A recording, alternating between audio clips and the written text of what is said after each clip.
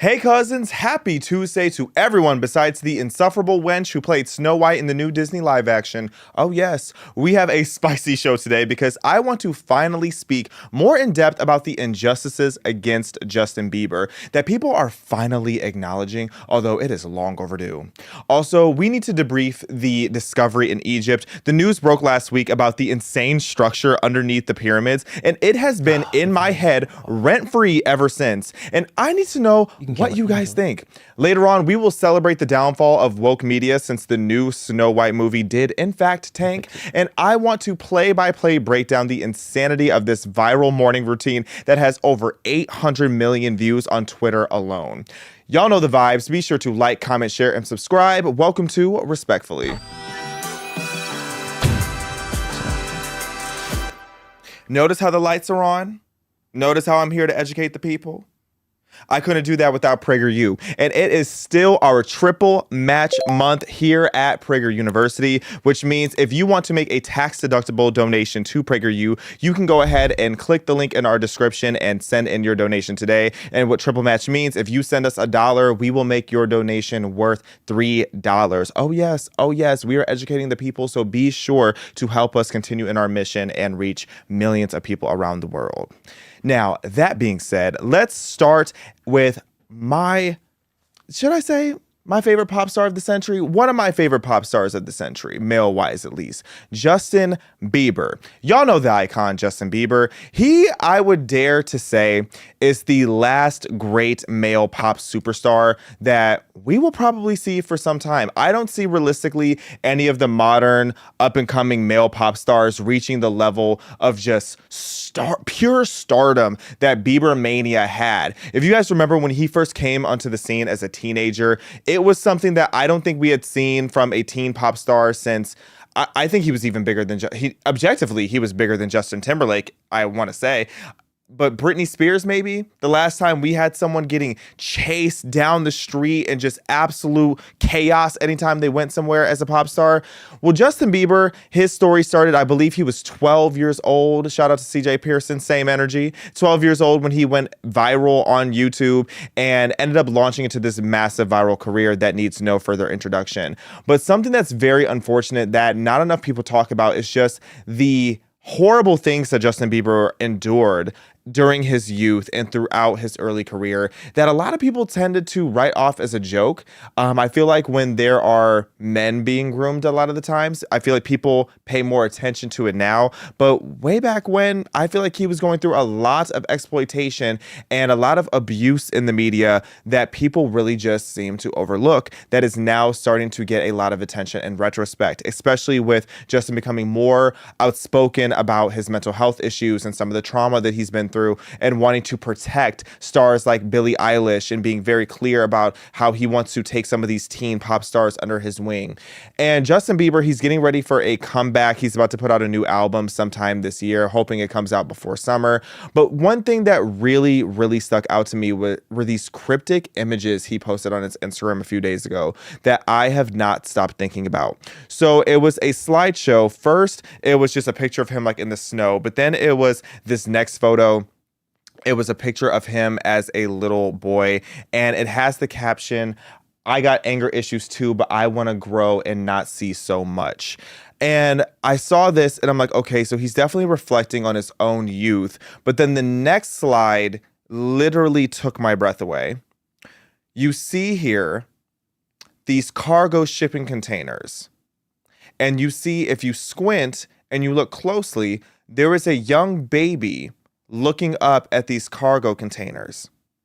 Now, some could say that I'm overthinking this, but I feel pretty confident in the fact that, especially with this baby here, sitting here looking at these cargo containers and with the caption that he has about his anger issues and wanting to grow and not react so much and not to, allow his emotions to take the best of him anymore, I really think that this is a sign of things that he has either been through or things that he knows about or has seen. So I kept asking myself, what could this mean? Now, if you guys are familiar with these shipping containers, one thing that they are notoriously connected to is human trafficking, especially child trafficking. And with that being one of the biggest issues that really, it's been a huge issue for decades now, if not centuries, but a lot more people are paying attention to it because of the Diddy era, because of the Epstein era, and all these things that are coming to light. And Justin Bieber is someone that I feel like would be a very key person to speak on all of this, because there's no way that this man hasn't seen profound levels of evil. And I feel like this is a subliminal of him letting us know, yes, it is in the shipping containers, in these cargo containers, where a lot of this major human trafficking is happening. And I really can't be convinced otherwise of that. And speaking of shipping containers, someone that allegedly lives very, very close to a shipping cargo yard is none other than P. Diddy. And, you know, if you don't know Justin Bieber's early career, he was very much under the wing of Usher, R&B singer Usher, who I've heard some rumors, I'll just put it that way, that he is very allegedly involved with some of the Diddy Mania allegations. And he definitely is the person that introduced Justin Bieber to P. Diddy when he was a young teenager.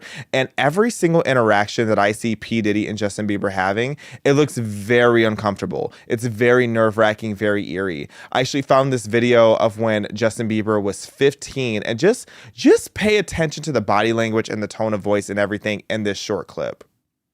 Everything's good? Selling out arenas and everything? Starting to act different, huh? You ain't been calling me and hanging out the way we used to hang out. Well, I mean, you try to get in contact with me, you know, through all my, partners and whatnot. Mm-hmm. But you never really got my number, so. Correct. Okay. My number? Yeah, lock him in jail and throw away the key. Throw away the key immediately. Oh, yes. Diddy, I'm so happy you're in prison, and I hope you remain there. And, you know, this is one of those things, if you really just analyze what's happening here, why is Diddy, this grown, crotchety, dry, dehydrated old man, sitting here harassing this young teenage boy about, why haven't you been calling me? Why you been acting different? Why is he talking to Justin Bieber like Justin Bieber is one of his old side pieces? Unless...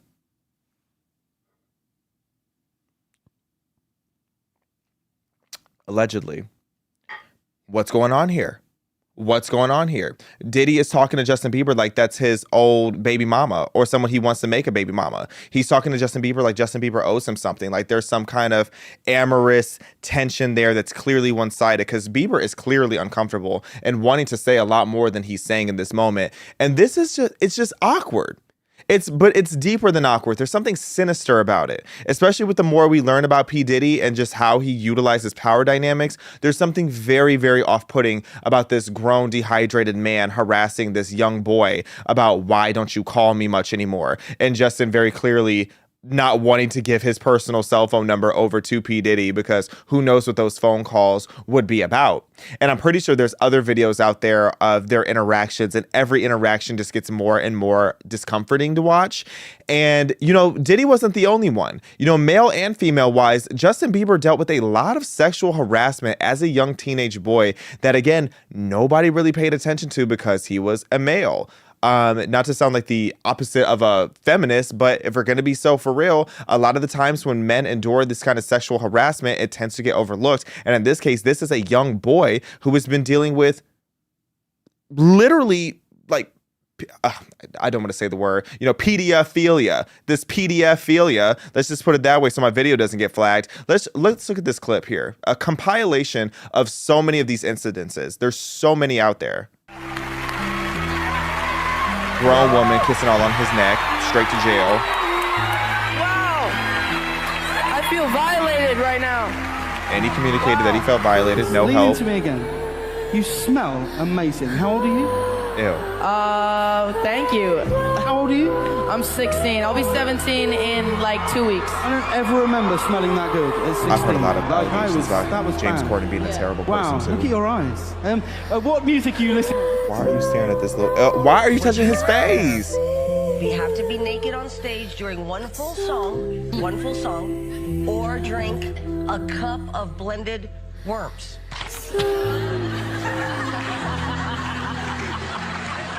Answer Justin Bieber. I have like little girl fans. I can't go. My parents never gave me the sex talk.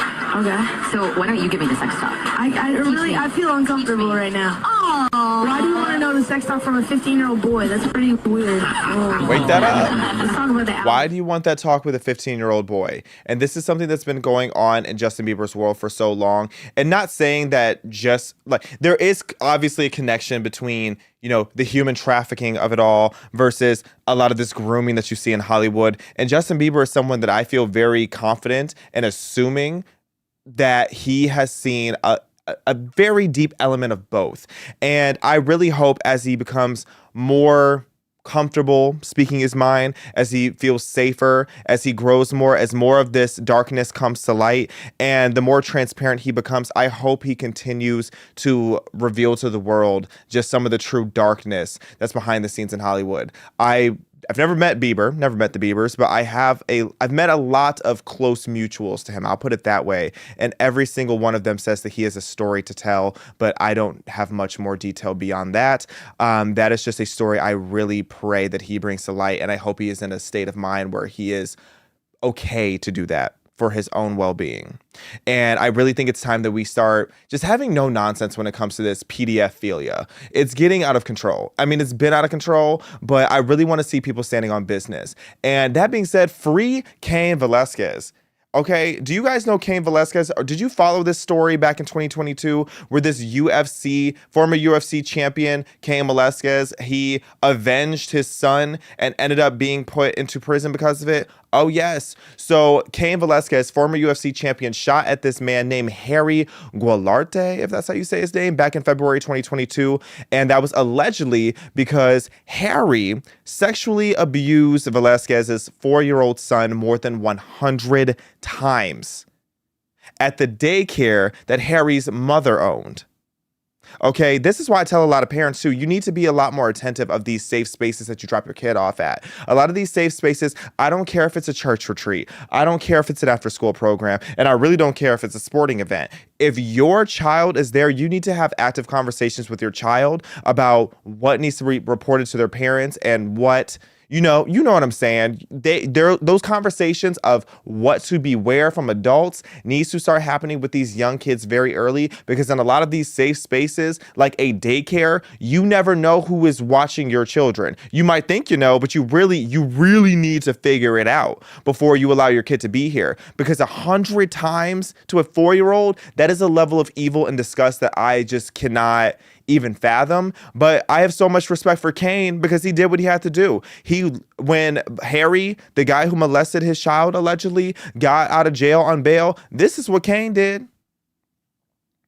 MMA legend Cain Velasquez chasing after the man he allegedly shot. You can see the black SUV chasing that truck. Inside the truck was a man accused of molesting a family member of Velasquez. This is exclusive video captured on a cell phone camera showing what appears to be Velasquez chasing after the vehicle, which seems to show bullet holes and dents on it. According to court documents, Velasquez rammed the vehicle with his own truck, then while driving, fired a gun aiming at this man, Harry Gualarte, who was out on bail after being charged with molesting a young child at a San Martin daycare center. The documents confirm the child is a, quote, allegedly close relative of Velasquez. Now, there's a lot of credible evidence out there if you look into the case of why this allegation has been made towards Harry, this man who allegedly molested Cain's son. But Cain did exactly what he needed to do. And the fact that he is in prison right now, or jail, whichever one it is, it makes me very sad, because the only crime that he did is that he wasn't able to finish the job. And I think that he deserves that opportunity to finish the job, because shout out to Representative Anna Paulina Luna. She said something that has stuck with me. You cannot rehabilitate a PDF file. You cannot do that.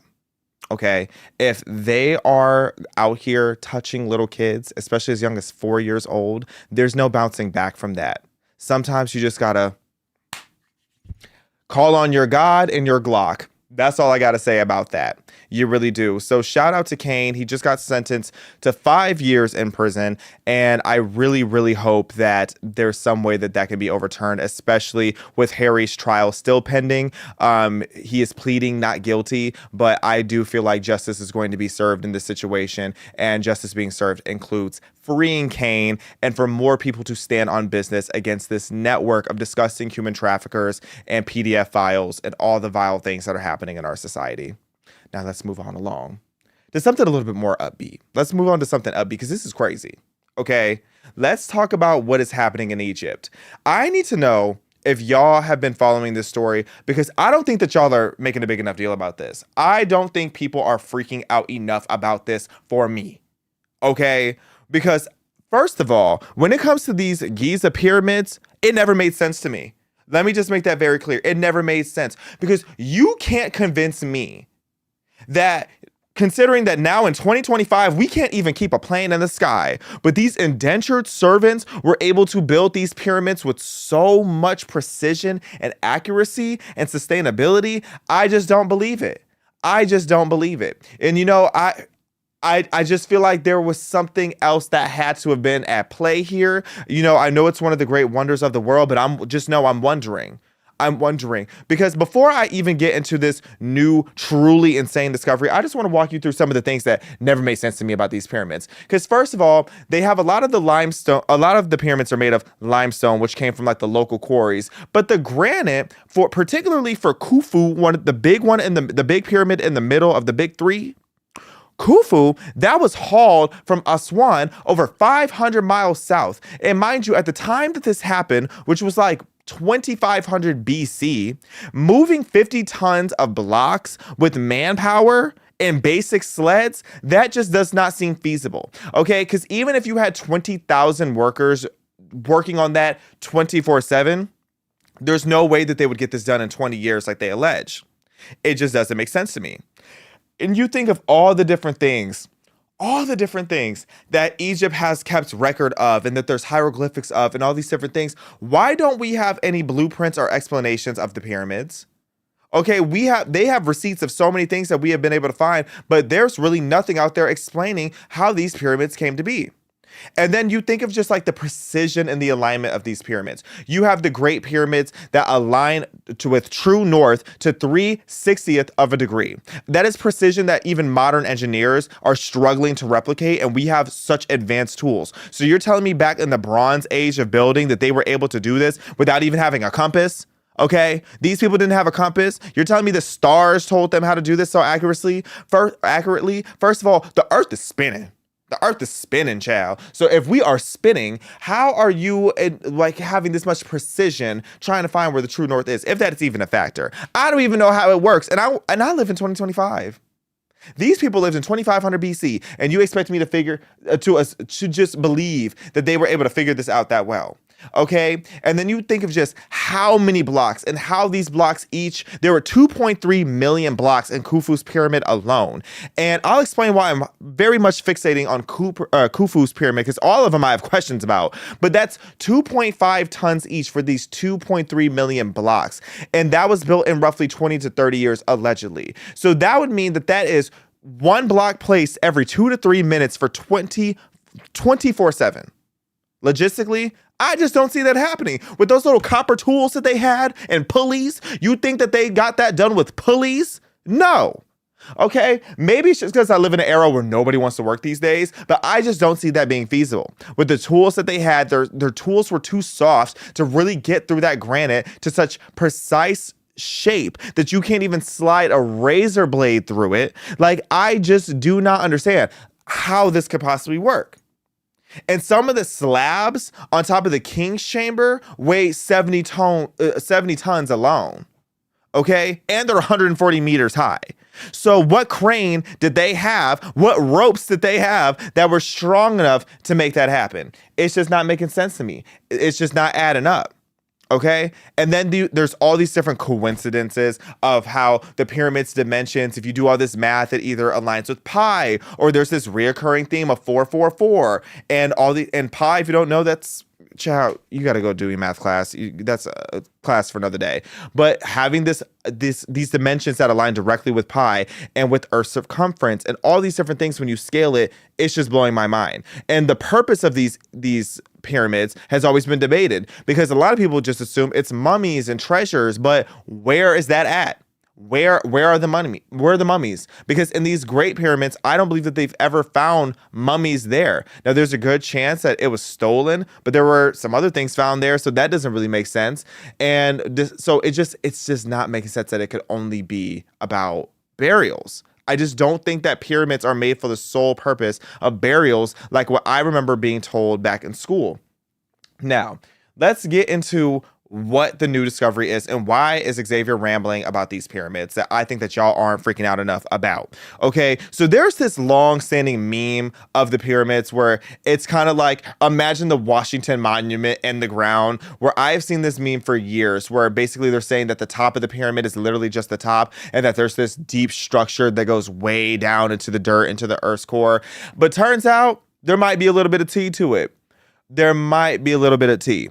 And again, I do not know why you guys are not freaking out enough. So what happened is there is this technology that they've had for some years, and this story initially started making a little bit of noise, I want to say back in 2021 or 22, but nobody really took it seriously until they got the machinery really up and running with this technology called synthetic aperture radar, SAR. Let's just call it SAR. It's a non-invasive tool where they are able to essentially have sound waves to see what structures are underneath the Earth's crust or whatever, or underneath the soil or underneath the ground. And they used the SAR device underneath the Khufu pyramid to see what was underneath and to make a 3D model of what they believe that they're seeing. Now, granted, this study still needs to be peer reviewed. This is something that still needs to have, more sources to come in to truly make this a credible story. But I'm believing everything I'm seeing thus far.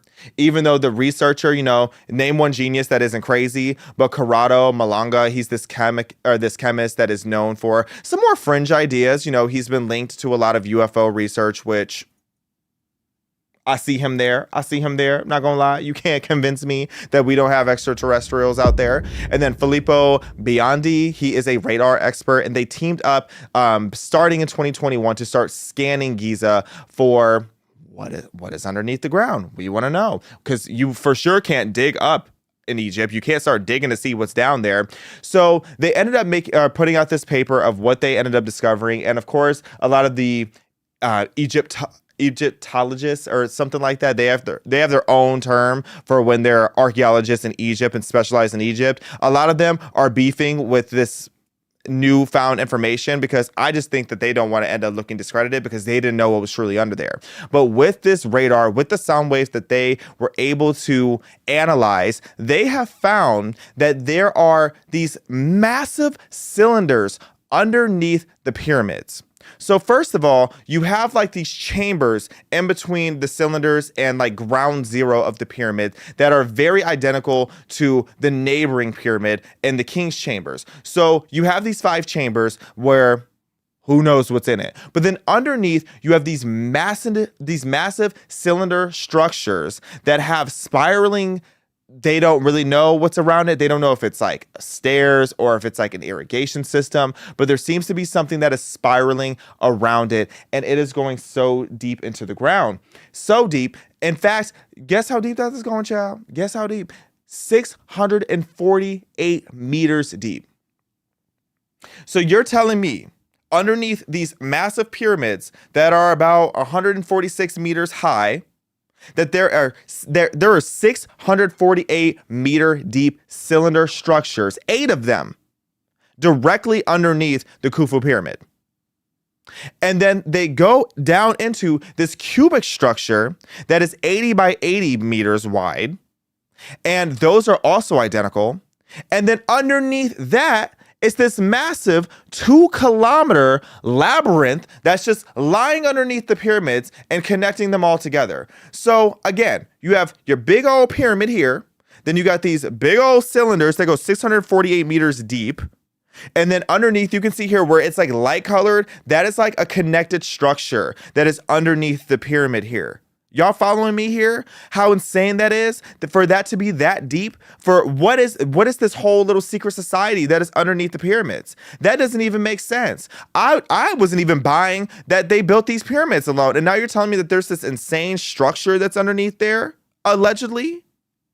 Mind you, I don't think y'all even understand how big 648 meters is because, we're the only country that refuses to use the metric system, which would never fully make sense to me because America's just always making things complicated. But just to give you guys perspective, the North Tower of the Twin Towers was 417 meters high.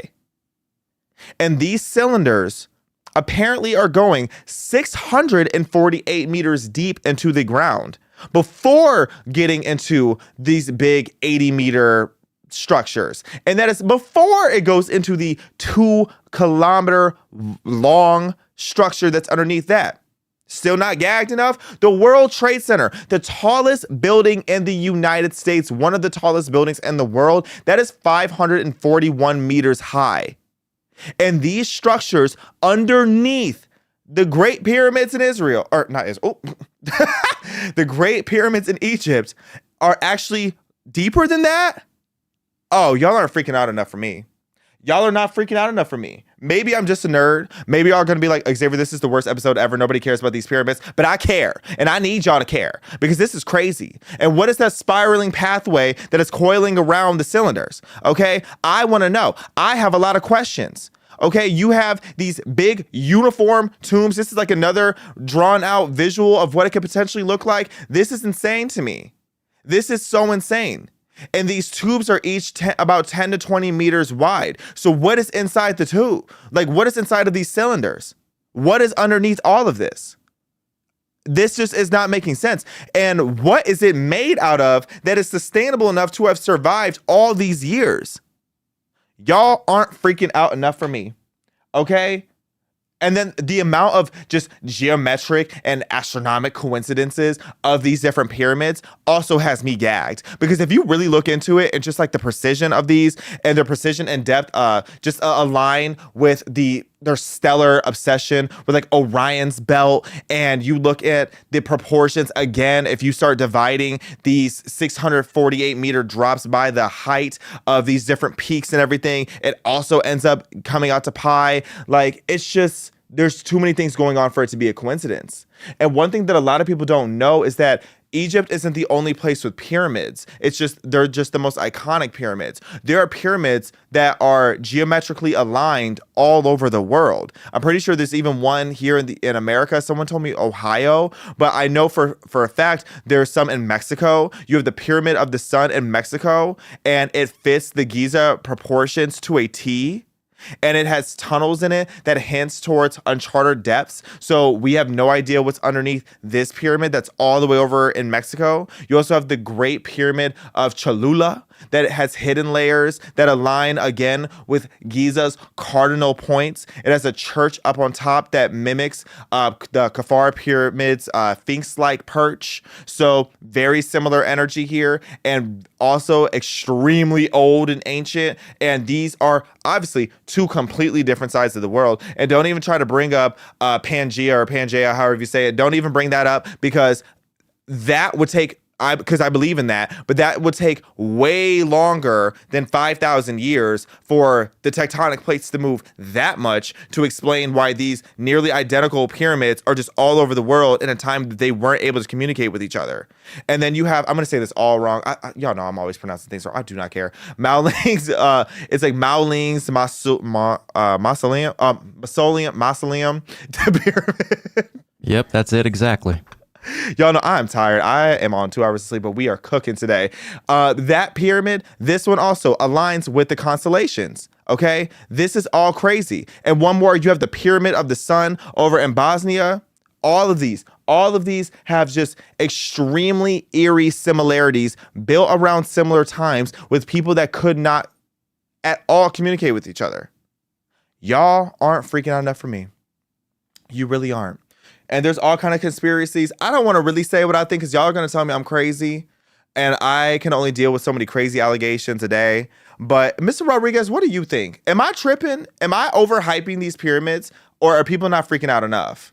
No, I think it's really interesting to see this report come out. Now, I know this originally broke in 2022, but now that we got some more information to see what they actually saw and how they were able to read these vibrations, I do believe there might be some creative liberties taken when we see that radar and then we see the illustration that comes from that radar, or exactly what it is, the SAR. However, I do believe that the Egyptians were known for really interesting stuff in the ancient world. I mean, it was normal for it to be considered, if you were from Egypt, oh yeah, you must know some weird stuff or some magic per se. Now, I'm not going to confirm whether that's true or not because I don't have that information. But what I will say, encourage everyone to do is open the biblical account in Genesis and read about the Tower of Babel. When you read the Tower of Babel, you understand, just look into the structure, look how it's built, look how mankind was all united for one purpose and one goal. And look what happened when they basically offended God and he confused their languages and spread the people throughout. Well, actually, they spread themselves because they couldn't understand each other. Their languages were confused by God because he was putting an end to that. And so once they spread, you see all these pyramid-like structures that are popping up all around. They're similar. They're not exactly the same, but it just begs the question, wow, I wonder if, going back to that biblical account, if that has any connection here, as we see these are popping up all around. And when these structures were constructed, we understand that there could have been similar time frames. And so it's very interesting. But for this particular subject, I do believe that knowing that the structures go all the way down to bedrock, it seems as if it's a structure almost trying to tap in or connect to some type of energy source. And I know there's not much information to back that up whatsoever, but if I'm just going my opinion, that's what it's looking like they were thinking that they were tapping into something to that degree, or it had some significance to do with the wild belief systems that they held. Maybe there was a spiritual element to this where they were attempting to connect with some beings of some sort. The fact of the matter is, yeah, I mean, it's very interesting and intriguing. The Egyptians were up to some stuff. But how did they do it? Like, I could believe that they were trying to tap into that, but how did they do a 648 meter deep structure? We can barely do that today. You know, there are wild theories as to how they move these structures around. I'm not going to get too much into them. You guys are probably already looking into them with sounds and vibrations and the manipulation of molecules with hitting certain frequencies. That stuff is wild. I don't know how much I can get behind that. But again, how did they move those heavy objects to where they were? How did they perfectly line up these pyramids the way that they did? Aliens. I mean, look, many ancient civilizations have stories of star people coming down and giving them information of sorts to help excel their current standings and giving them information to enable them to have some technology they didn't have prior. I just think the similarities of all these stories are extremely interesting, and I think they're worth looking into just to see, okay, maybe that can help us get to the bottom of what actually happened. But who knows? I think the theories are out there. Mine, I mean, you know, we don't want to get into that, what I believe, because I think as a Christian, you know, I hold to the Bible. I believe the Tower of Babel actually happened. I believe that God certainly did confuse the language of mankind. I do believe that people spread out from that and they were trying to replicate something. Like, it was in their DNA to keep on doing that, whether it was to communicate with other beings, which I believe would be demons. But that is just my opinion. But the fact of the matter is, these things are popping up. How do they construct this? That's what I want to know too. So it's just a head scratcher, and I'm extremely interested to know, okay, are we going to get down there? Are we going to get updated information? But just one point, when you brought up the guy who was a part of it, Corrado Malenga, and seeing the books and everything he's into, I mean, yeah, like you were saying, every genius is into some weird things, but of course that makes us be like, okay, we have to be cautious with whatever we're going into in the arena of looking at the information presented. But I want to know what's going to be the follow-up. What's going to come about? Well, they're getting in the way of the follow-up because I'm very hesitant of any group that is refusing to let the archaeologists do their job and to dig in to see what the truth is. Because that's like over in Israel, they won't let let's just say, call a spade a spade. The Muslim community will not allow the Jews and the Christians over in Israel to do any kind of archaeology, because the more they dig, especially in the city of David, the more Jewish and Christian artifacts that they find. So I'm very curious, what are these people in Egypt, like these Egyptologists, why are they so against allowing any kind of digging to be in the area? Now, I can understand logistically it's going to be very difficult to dig in this particular situation, because you don't want the pyramids to collapse, obviously. That would be a global headline from hell if they started digging underneath to excavate and they ruined a whole pyramid. But there has to be some kind of way. I mean, if the Egyptians could figure it out 5,000 years ago how to dig down there, we can figure out a way to dig next to them. Come on. That's how I'm looking at it. But, let's keep it moving, because y'all are going to think I'm crazy, but I don't think that y'all are stressed out enough about these pyramids as I am, because I want the answers of what we've been lied about and what has been held against us. Okay? Everything in the dark comes to the light. That's all I got to say. Moving on to our goofy of the day. Snow White.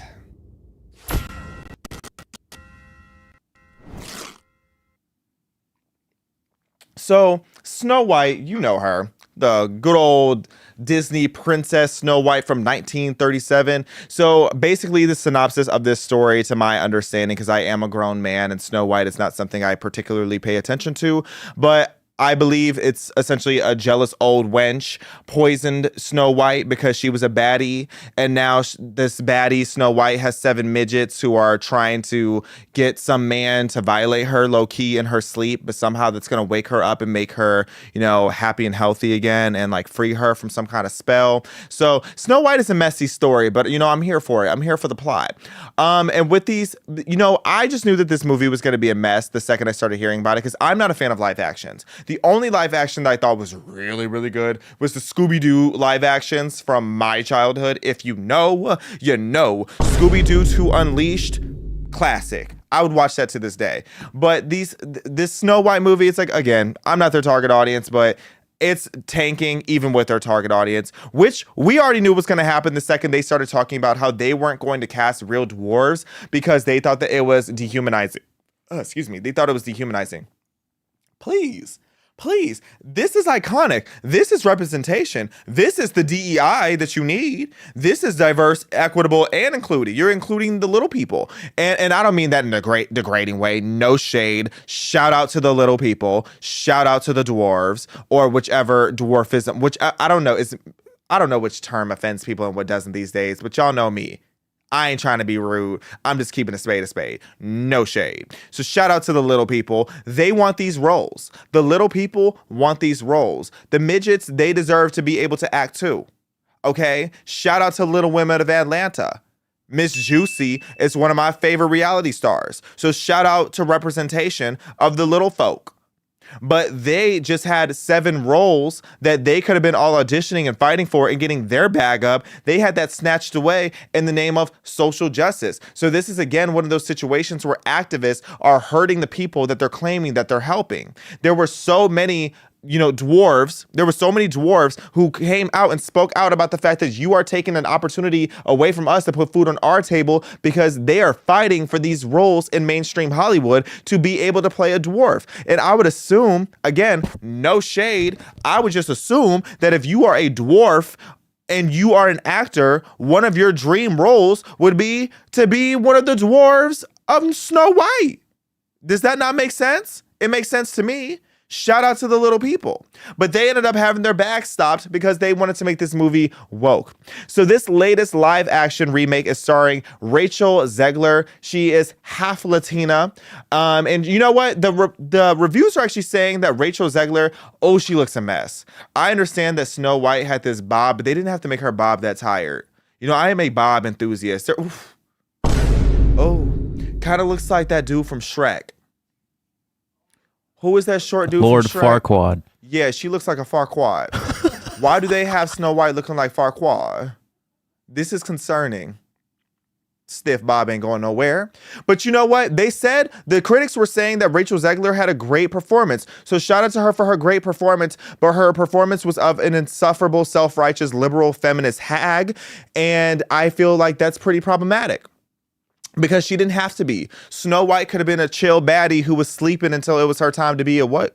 It could have been her just chilling and vibing. But instead, she's an insufferable, feminist. And we didn't ask for that. Nobody wanted that. But, it already just didn't make sense when they cast her, because Snow White is a white woman. Snow White is known for having skin as white as snow. So why is this Latina playing a white woman? Shout out to white women. White women deserve their roles too. They could have went and got a pale girly. Where are the pale girlies at? Okay.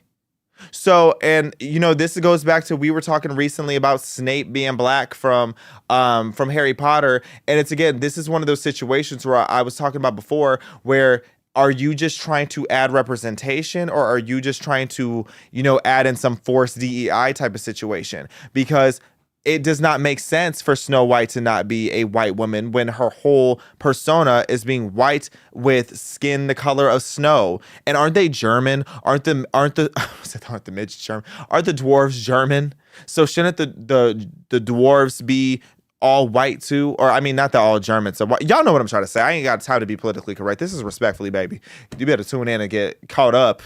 Just to give you a little bit of information, so I just did a quick Google search, and it was saying that the correct term, politically correct term, would be little person, or person of short stature. Oh, so everything I said was a slur? Ooh, now me thinking I'm using the proper terms, and I'm out here dragging these people. My bad. It was no shade. But I meant it. Y'all, it's dwarfism, okay? It's dwarfism. That's like me being offended when someone says black versus African American or colored or whatever. I don't care. I do not care. And, shout out to the little people. Y'all are bigger than being concerned about what I refer to you as. So I wasn't trying to be offensive. I was just saying. So shout out to the little people who should have had that role. That's the moral of the story here. And thank you for that education, Mr. Rodriguez. I will learn something from this. And, next time I'm talking about midgets, I will be sure to not call them dwarves. I will call them little people. Well, the medical term you're using is correct. Dwarfism is a medical term, as it's reading here. So is retarded, but I get y'all yelling at me when I say that. Oh, not me getting demonetized. So, child, I can't even deal with these medical terms at this point anymore. But anyway, back to this ratchet mess of a movie. So Snow White never made sense in the first place, and then it was just a medley of bad PR. It was some of the worst PR I think I've ever seen, where it was just terrible take after terrible take coming from these people that we never asked for them to speak on their politics. Let's look at this compilation of Rachel Zegler and her unwarranted takes. I'm a narcissist. Period. The original cartoon came out in 1937, and very evidently so. Okay. There's a big focus on her love story with a guy who literally stalks her. Yeah. Weird. And then it became like, I will elbow everyone out of the way to play the part. That people will assume is a love story just because, like, we cast a guy in the movie, Andrew Burnap. All of Andrew's scenes could get cut. Who knows? It's Hollywood, baby. I say, if I'm going to stand there 18 hours in a dress of an iconic Disney princess, I deserve to be paid for every hour that it is streamed online. And we absolutely wrote a Snow White that is not going to be saved by the prince. She's not going to be saved by the prince, and she's not going to be dreaming about true love. She's dreaming about becoming the leader she knows she can be. I can't. That just like literally made me want to projectile vomit. It's like I feel like these people don't hear themselves and just how insufferable they are. And it's a shame because she's so pretty and so talented and seems like she has so much to offer in her young career. She's only 23 years old. It's like, why are you becoming this insufferable feminist? We don't want that from you. We just want you to do your job really well. That's all we really ask for. If you want to talk about politics, be a political commentator, come be a guest at PragerU. I mean, come on now. It's like you have ruined the PR for this movie before the movie could even come out. She even a few years ago was making statements saying that she said may Trump supporters and Trump voters and Trump himself never know peace. It's like, girl, I hope you never know a bag. I hope you continue to see your career in the Kaya Asylum now because you decided to act crazy. Then you got her and Gal Gadot. They're, however you say her name, they're fighting. Because Rachel Zegler, of course, she's a part of the Free Hamas movement. And then you have Gal, who is standing with Israel, and they're beefing low-key. Well, I don't know if they're beefing, but their fans are beefing. So they're getting boycotted from both sides. It's like, this is a movie about a Disney princess who is laying up at somebody's crib waiting to be kissed by a man because an old hag put a curse on her. Why did we have to hear about politics? Okay. And I guarantee if you're going to make it political, at least make someone like Nancy Pelosi be the old wench who made her go to sleep forever, because that's what she's doing with the crackheads in San Francisco. But I digress. All that to say, this movie is tanking. It's actually one of the worst performing live action Disney movies ever. I think the only one that performed worse in its opening week actually ended up being this huge sleeper hit where all these different people ended up coming in later after the fact. But I don't see that happening with the Snow White movie because the critics are hating it, the fans are hating it, the kids are hating it, and everyone hates it. And maybe people wouldn't have been so averse to it if it wasn't for the fact that it's so much woke PR around it, and the movie itself became so woke unnecessarily. It's like, just if you're gonna be so woke, just create a new story. Just create a new dialogue. 1973, girl, shut up. It's so is that conversation. 1937. Being woke is so 1937. Like, get out of my face with this low quality, ghetto, broke down, woke activism, you insufferable feminist liberal hag. Moving on along. Last thing I want to talk about, because we're going a little over on time because I am vented today, child. I want to talk about this viral morning routine that is breaking the internet. This video has over 800 million views on Twitter alone. It is literally insane how viral this video is. So Ashton Hall is this former D1 running back turned influencer. He has over 9 million followers on Instagram, over 4 million on TikTok, over 3 million on YouTube. He's huge. I don't know if I had ever heard of him before. I think I've seen him before, but he is blowing up because of the insanity of his morning routines. And he's been doing this for a while, which I don't know of a lot of guys who do these thorough morning routines, but it's like worse than American Psycho. And it is actually, I really tried to give it the benefit of the doubt. And I want you to give it the benefit of the doubt. So I'm going to let you guys watch this full morning routine. And then I just got to break this down play by play a little bit.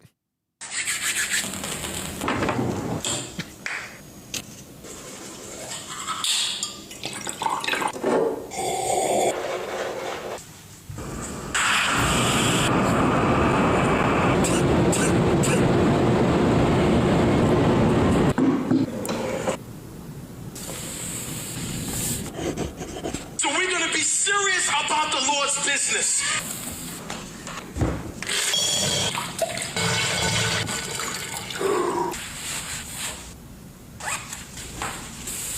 Oh my God. All this before 6 a.m. was crazy.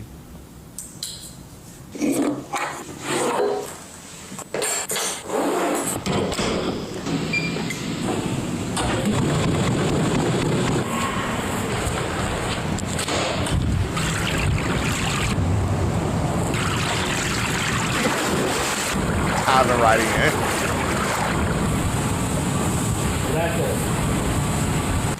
I wonder how much you have to pay that guy to bring this out. I have so much to say. So looking at it, bro, we got to go ahead and get in at least 10,000.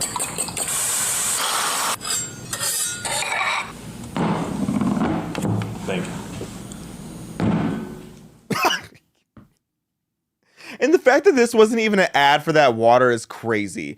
Okay, I wanted y'all to see that because I have some thoughts. But before I get into my thoughts, because everybody is roasting this online, if you want to see some of the best memes that we have seen in a while, go on Twitter and just search morning routine. Everybody's reenacting this. Everybody is doing their thing with this. I saw even Drake posted on his story, basically showing that he had to get locked in. He posted a shopping cart with these waters and just a whole bunch of bananas. And it was so funny because I was at the grocery store last night and I saw these waters and I was so close to buying the water and the bananas because he's generated, like, I want to say, they say he's generated over $2 million in revenue for that water company already because he kept drinking that water. But before I even get to dragging this man, can I be honest? Some of you really don't have room to talk about his morning routine being over the top because some of you are bums hating on a man for having structure in his life and an apartment that you can't afford. If we're going to be honest, if it's a safe space. Now, again, I tried to give it the benefit of the doubt. This morning routine, disgusting. Okay, this is just disgusting doing the most because I know good and well he's not doing that. He just spent 3 hours doing absolutely nothing and tried to make it seem like he was really eating us up. Okay, which he's in his bag. He is in his bag. He's in great shape. He's successful. He's famous. He's doing his thing. But this morning, a lie from the pit of hell. You cannot convince me that this is really what that man is doing in his day to day. Okay? And maybe he is. And maybe that's why he's living the life that most of us can't access. You know, because I'm a firm believer I don't think influencers should necessarily all be relatable. Sometimes you should be inaccessible. Okay? I like an inaccessible influencer. Unpopular opinion, hot take.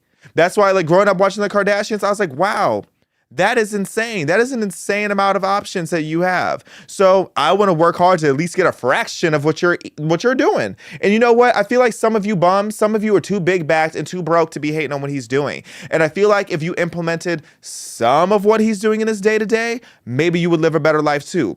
Now, all that to say, all that niceness to say, I do have to drag this man. I do. Let's go back and just play by play this really quick. So you got 3:52 a.m. when this man is waking up and goes into his bathroom. Okay, pause. I'm tired of this mouth tape mess. I'm tired of this. I have heard of so many people telling me about this mouth tape and swearing by it. And you know what? I shouldn't knock it till I've tried it because I do some really frou-frou, like really weird wellness things. But the mouth tape, I just, in the name of this, it's just giving sociopathic. And I feel like you're begging to be kidnapped and then you can't even scream with this mouth tape. So I'm already thrown by this being his 3:52 a.m. And you know, you always have to acknowledge with these kind of videos, you really set up a camera, went back in position and did this. You always got to acknowledge that. Okay, so let's keep it going. Take this mouth tape off.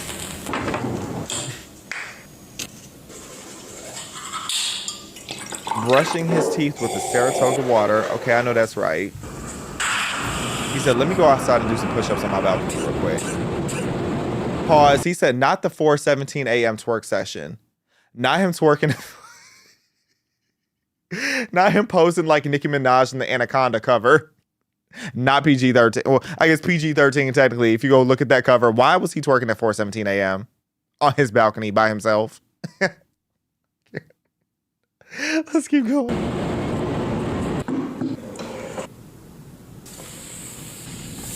Okay. Pause. Bro, why are you on the first page? If this is your daily Dear Diary, why are you on the first page? A lie. Y'all remember, okay, if you're in my age demographic, you remember that SpongeBob scene where he was pushing that pen like Nicki Minaj in the middle of the night, and then you see them turn the page around, and it's just the word the with the most extravagant T, and that's all he spent his hours doing. That's what this is. That's why I call this the Procrastination Olympics. Because, sir, you were on page 1. You were on page 1. Who are you fooling? Because I would like to know what you wrote down. I would like to know. Oh, yes. Oh, yes. Let's keep it going. So we're going to be serious about the Lord's business. Serious about the Lord's business. Amen to that. He said, let me go ahead and put my face in this ice water real quick, child.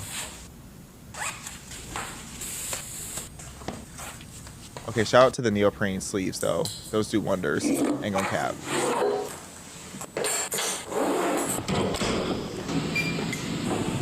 I'm looking at my play-by-play breakdown. I have this. I forgot to say 5:30 a.m. He really said, let me take a minute to move my book and stand up. The memes of this part alone are just phenomenal. Took a whole minute of him to dive into that water, by the way. The timestamps of this are crazy, too. If you go back and watch this closely and see all the timestamps, insane. Just absolutely insane. Let's keep going.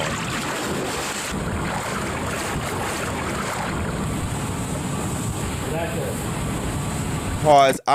Shout out to the man who was shout out to the people, as someone who makes content in public sometimes, shout out to the people who are minding their business, but they're willing to do a small thing to help you make a video hit. Because I know that was an awkward conversation of him going up to that staffer and be like, hey, can you please hand me a towel and act casual? I know that was an awkward dynamic, but he did what he had to do. So shout out to him. Let's keep going. 8 a.m. man hasn't even gotten to his workday yet. And showering with the watch on. Okay, let's acknowledge that. Let's go back real quick. He said, let's go back to that banana part. I need to see him eat this banana. Okay, what was that? Who the hell eats a banana like that? What kind of sociopath eats a banana like that? Is this to not look sus? Is this for him to like, this gives a case for toxic masculinity. He said, I ain't gonna bite into this banana and look zesty. He said, let me break this banana off and eat it with my hands like a monkey, child. That's what he just said. And I'm not saying that to be racist. I'm black too, so don't come for me. But he is eating this like a monkey. Why are you eating this banana with your hands? And then right when that pissed me off, right when I thought that this couldn't get any more low down and dirty, then look, he gets done eating this banana and look. Sir, a banana peel on your face is insane. I do some crazy stuff for my skincare. I do some crazy stuff for wellness. But why are you rubbing this pure potassium peel on your skin? Maybe it's working because his skin is tea. His skin is clear. So I can only hate so much. Again, all the criticism I'm giving, I can only hate so much because he's probably wealthier than me. He's in better shape than me. And his skin is pretty damn clear. So I can only hate so much, but I'm still gonna talk mess because that's what I do. And what I don't do is rub a banana peel on my face. This man is about to stress me out. This man has washed his face so many times. What is going on? What is going on?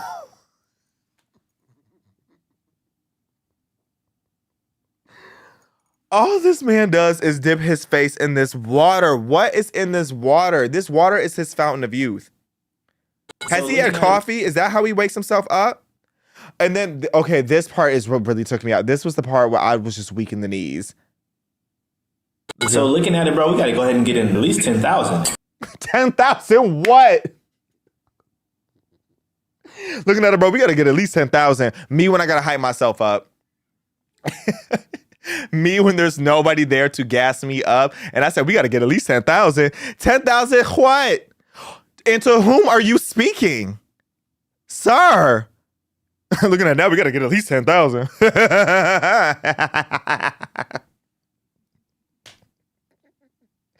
You know what? Maybe it's Bitcoin and he's in his bag and that's his way of letting us know we're broke. Let's go.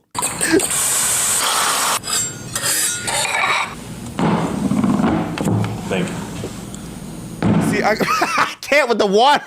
I can't with the water. And again, I could only hate so much because apparently I'm a person of poverty because I don't have some indentured white woman making me breakfast. Okay, shout out to the white women in people's home making them breakfast. I don't have that in my home making me breakfast. So I can only hate so much on this morning routine. And maybe it's because I don't drink enough of this blue, I think it's called Saratoga water. Shout out to Saratoga water. And you better pay this man. You better pay this man. Let's keep going. Oh, that's it? That's it. Okay, last thing I'm gonna say, this show is way over on time and I need to go to bed.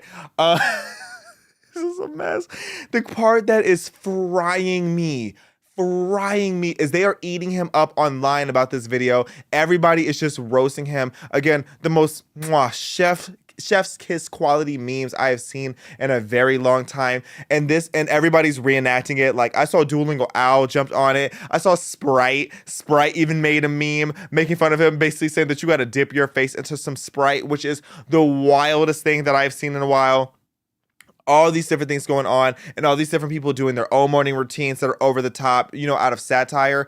And this man is so just lacking self-awareness and takes himself so seriously. He made a video talking about how all these people are trying to be in his cookbook and steal his thunder and steal his routine and trying to be like him and basically saying like, oh, I'm flattered that they're trying to be like me because that's the point, but they're all stealing my style. Sir, they are not laughing with you. They're laughing at you. Unfortunately, you are the clown. But that being said, you are a big buff, clear skin, wealthy and affluent and well-hydrated clown. But so is Pennywise from It. And that's all I got to say about that.